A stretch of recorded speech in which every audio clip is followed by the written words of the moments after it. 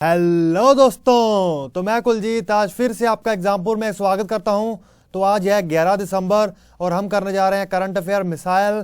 तो दोस्तों like share subscribe करना मत भूलिएगा। तो दोस्तों कल की वीडियो में आप सबका बहुत प्यार मिला, काफ़ी सपोर्ट मिला और काफ़ी मेहनत का जब सपोर्ट मिलता है तो बहुत खुशी होती है।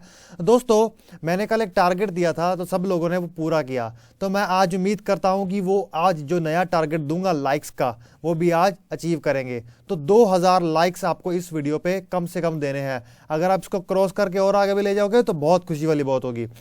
तो हम चलते हैं हमारे क्वेश्चन पे। दोस्तों आपको क्वेश्चन दिया गया था बृहदेश्वरा टेम्पल कहां पर स्थित है। देखिए यह तमिलनाडु में स्थित है। अब ये इंपॉर्टेंट क्यों है, थोड़ा हमें इसके बारे में जानने की जरूरत है। तो बृहदेश्वर टेम्पल के बारे में थोड़ा देख ले। ये देखिए बृहदेश्वर टेम्पल, ये हमारा एक हेरिटेज, हमारी एक विरासत ही है जो हमें दी गई है। इसके बारे में थोड़ा जान ले। देखिए ये एक हिंदू टेम्पल है शिव का और ये तंजावुर तमिलनाडु में स्थित है। ठीक है, ये साउथ इंडिया का एक लार्जेस्ट टेम्पल है। द्राविडियन आर्किटेक्चर वास्तुकला के द्वारा के में बनाया गया है। राजा चोला वन ने बनवाया था। यूनेस्को की वर्ल्ड हेरिटेज साइट है। ठीक है, आज में टाइम में इसे ग्रेट लिविंग चोला टेम्पल भी कहा जाता है दोस्तों। ठीक है, तो अब हम चलते हैं अपने नेक्स्ट क्वेश्चन पर। हमने इसके बारे में जान लिया। तो Urjit Patel served as governor of RBI, तो उन्होंने अभी रिसेंटली अपनी पोस्ट से रिजाइन दे दिया, इसलिए ये इंपॉर्टेंट है। और वो कितने नंबर के आरबीआई के गवर्नर के रूप में रहे, तो दोस्तों इसका आंसर है सी, 24वें गवर्नर थे ये आरबीआई के। इन्होंने देखिए ये इनकी फोटो है। इन्होंने 10 सितंबर 2016 को 4 सितंबर 2016 को यहाँ पे एंट्री की थी और 10 दिसंबर 2018 को इन्होंने अपना इस्तीफा खुद ही रिजाइन दे दिया और गवर्नमेंट इसको अप्रूव भी कर ले भी ले। तो उर्जित पटेल जी एक इंडियन इकोनॉमिस्ट हैं जो 24th गवर्नर के रूप में आरबीआई के आए। उन्होंने काफ़ी कुछ किया। उनसे पहले जो गवर्नर थे उनका नाम था रघुराम राजन। ठीक है दोस्तों, चलो अब हम चलते हैं आगे। सेकंड क्वेश्चन आता है in which of the following state, किस स्टेट में क्रॉस बो 18 एक्सरसाइज करवाई गई। दोस्तों ये आंध्र प्रदेश में करवाई गई है। किस में करवाई गई है? आंध्र प्रदेश में करवाई गई है। कल मैंने आपको एक क्वेश्चन करवाया था जिसमें मैंने सरफेस टू एयर मिसाइल के बारे में बताया था, जिसमें ईगला थी और भी कई थी, आकाश थी, इंडिया में डेवलप की गई, रशिया से ईगला थी।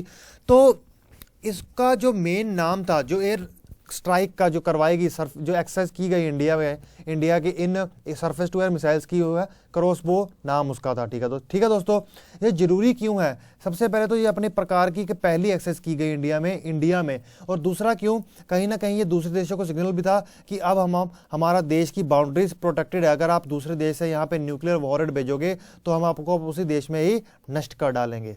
चलो दोस्तों अब हम चलते हैं आगे। तो दोस्तों which of the following government plan to turn Vrindavan garden into lines of Disneyland. Disneyland के बारे में तो आपको पता ही होगा। कौन सी गवर्नमेंट में ये प्लान किया है? जिस गवर्नमेंट ने, देखिए ये कर्नाटका की गवर्नमेंट ने प्लान किया है। देखिए कर्नाटका के एक शहर में एक वृंदावन गार्डन है, वृंदावन गार्डन, जिसको वो डिज्नीलैंड की तरह तैयार करना चाहते हैं। देखिए इसका कारण तो टूरिज्म को अट्रैक्ट करना होगा। अब देखिए अगर आप डिज्नीलैंड देखना चाहते हैं, खासकर बच्चे, तो हम लोगों ने भी बचपन में, जैसे मैं भी इन सबको बहुत देखा है, बड़ी खुशी से देखता था। देखिए ये वृंदावन गार्डन है। देखिए इसको, इन सीरियल को मिकी माउस, ये डोनाल्ड डक, इन सबको भी मैं बहुत देखता था। तो अब हमारा ये इंडिया में भी इस लाइन में तैयार किया जा रहा है दोस्तों। ठीक है, चलो अब आता है हमारा fourth question. Which of the following comes under the built heritage. Built heritage के अंतर्गत कौन आता है दोस्तों? देखिए rock cut architecture, ancient temple, ancient Buddha sculpture, ये तीनों ही आता है। तो इसका आंसर क्या बना? All of the above. और दोस्तों आपको ये डिफाइन करना है कि बिल्ट आर्किटेक्चर का मतलब क्या है, जरा आपको ये बताना है दोस्तों। देखिए दोस्तों मैं आपको एक बात बताना चाहूंगा कि आप सबका इतना प्यार मिल रहा है, इतनी मेहनत करके मैं दूसरे ऑनलाइन प्लेटफॉर्म से अलग क्वेश्चन लाने की कोशिश करता हूं, जिसमें, क्योंकि देखिए आजकल कंपटीशन बहुत ज़्यादा हो गया है, तो वो भी बड़े टफ क्वेश्चन लाने की कोशिश करते हैं, बहुत अलग प्रकार के क्वेश्चन लाने की कोशिश करते हैं। उन्हीं के माइंड मैप को समझते हुए मैं ऐसा ही करने की कोशिश करता हूँ, कुछ नए तरह के क्वेश्चन लाने की कोशिश करता हूँ। और आपको ये जान के खुशी होगी, हमारे क्वेश्चन दूसरी अकेडमीज द्वारा, कई लोगों द्वारा कॉपी भी किए जा रहे हैं। सीधे के सीधे क्वेश्चन से लेके आंसर तक, ऑप्शन तक सीधी की सीधी डाल दी जाती हैं। चलो अब हम चलते हैं नेक्स्ट कर। तो what is the banded sea krait? बंदुआ समुद्री क्रेट का मतलब ये क्या है, समाचारों में स्थित था, ये क्या चीज क्या है, ये देखिए ये एक स्नेक है, सांप है, ठीक है। इसके बारे में थोड़ा जान ले, सांप के बारे में जानना जरूरी है।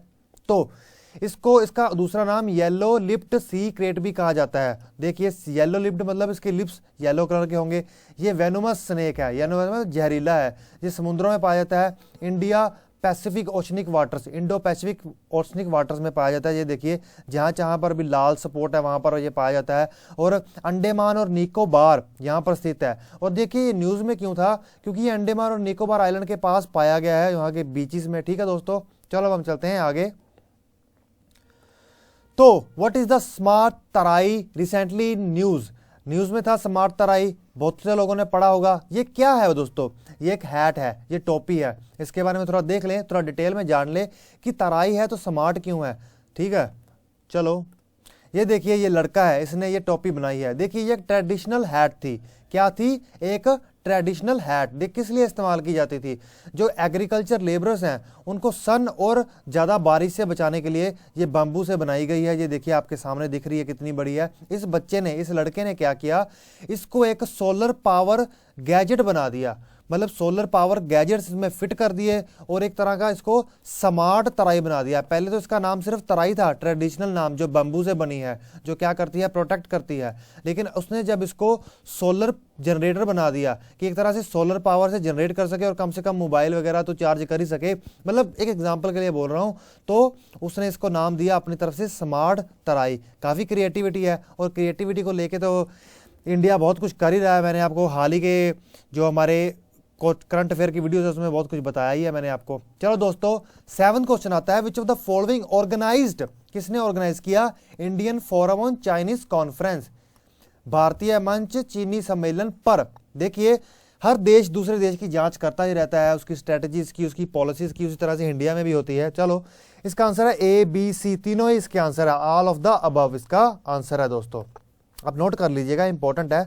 तो in which of the following places Gulf Cooperation Council headquarter है, गल्फ कोऑपरेशन काउंसिल का हेडक्वार्टर कहां पर है। देखिए ये सऊदी अरेबिया में है, सऊदी अरेबिया के रियाद में है दोस्तों। ये कहां पे है, सऊदी अरेबिया के रियाद में। और ये न्यूज़ में क्यों था, कतर ने हाल ही में कह दिया ना कि मैं ओपेक से अलग हो जाऊंगा, उसी को ध्यान में रखते हुए थोड़ा ये ले आया गया है। चलो ये देखिए cooperation council of Arab states of the gulf, देखिए हमने कहीं ना कहीं एक ऑर्गेनाइजेशन भी कर लिया और साथ में हमने मैप भी देख लिया, सऊदी अरेबिया कहाँ है, कुवैत कहाँ है, बहरीन कहाँ है, और कतर कहाँ है, यूएई कहाँ है, ओमान कहाँ है, ये यमन है दोस्तों, यमन, लेकिन इसके बीच में नहीं आता। चलो इसकी हमने देख लिया, ये पॉलिटिकल और इकोनॉमिक यूनियन है, पॉलिटिकल और एक इकोनॉमिक यूनियन, इससे दोस्त कौन है, ये एक रीजनल इंटर गवर्नमेंटल है, ये भी हमें याद रखने की जरूरत है। चलो अब हम आगे चलते हैं। वर्ल्ड ह्यूमन राइट डे कब मनाया जाता है दोस्तों, वर्ल्ड ह्यूमन राइट डे मनाया जाता है 10 दिसंबर को। ऐसा क्यों मनाया जाता है, देखिए यूनाइटेड नेशन ने एक डेक्लेरेशन को अडॉप्ट कर लिया था इस दिन ह्यूमन राइट्स के ऊपर, इसलिए इसको इस दिन मनाया जाता है। ये देखिए universal declaration of human rights को क्या किया था, अडॉप्ट किया था 10 दिसंबर 1948 को यूनाइटेड नेशन जनरल असेंबली ने, इसलिए इसे 10 दिसंबर को हर साल मनाया जाता है। ठीक है दोस्तों, चलो अब हम चलते हैं नेक्स्ट पर। ग्लोबल बर्डन डिजीज रिपोर्ट किसने पब्लिश की, ये की है लैंसेट ने, लैंसेट इसका आंसर है दोस्तों, इसका आंसर है। चलो अब हम चलते हैं आगे। Which ministry has been honoured with Skoch award, Skoch award से स्कोच अवार्ड, स्कोच सुन के कुछ अलग सा लगता है ना, स्कोच। चलो वैसे मैं पिया हुआ नहीं हूं, लेकिन ये स्कोच का मतलब तो मुझे वही लग रहा है, स्कोच अवार्ड। देखिए ये मिला है ministry of new and renewable को। देखिए ministry of new and renewable किसकी मिनिस्ट्री है, देखिए इसने 75 गीगावाट मतलब रिन्यूएबल एनर्जी को पैदा करने का जो अचीवमेंट की है, जो सिग्निफिकेंस पैदा किया है, इसके अंतर्गत इसको ये अवार्ड मिला है दोस्तों। ठीक है, अब देखिए सोलर पावर हो गई, विंड पावर हो गई, या फिर आजकल हमारे हाइड्रोलॉजिकल प्रोजेक्ट्स चल रहे हैं, इन सब को लेके हमारे इंडिया आजकल बहुत ज़्यादा आगे बढ़ रहा है रिन्यूएबल एनर्जी को पैदा करने में।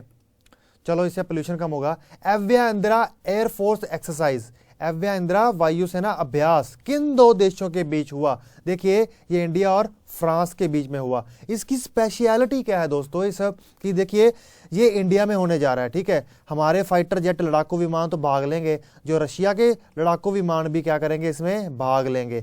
जब लड़ाकू विमान भाग लेंगे वो यहाँ पे हमारे ही जो पट्टियाँ बनी हुई हैं वहाँ पर ही लैंड करवाएंगे, वहाँ पर अपने सारी इक्विपमेंट्स इंडिया की यूज़ करेंगे। तो इंडिया का प्लेटफॉर्म यूज़ करेंगे वो, कहीं ना कहीं इंडिया को यहाँ से एक अलग एक्सपीरियंस मिलेगा, एडवांटेज मिलेगी। तो ये एक बहुत बड़ा फ़ायदा है इसका, ठीक है। और ये कहीं ना कहीं दमखम दिखाने वाली बात भी होती है, और ये राजस्थान में हो रहा है, तो ये चाइना को आंख दिखाना है, चाइना में आंख दिखाने वाली बात हो सकती है। इसका एम क्या है?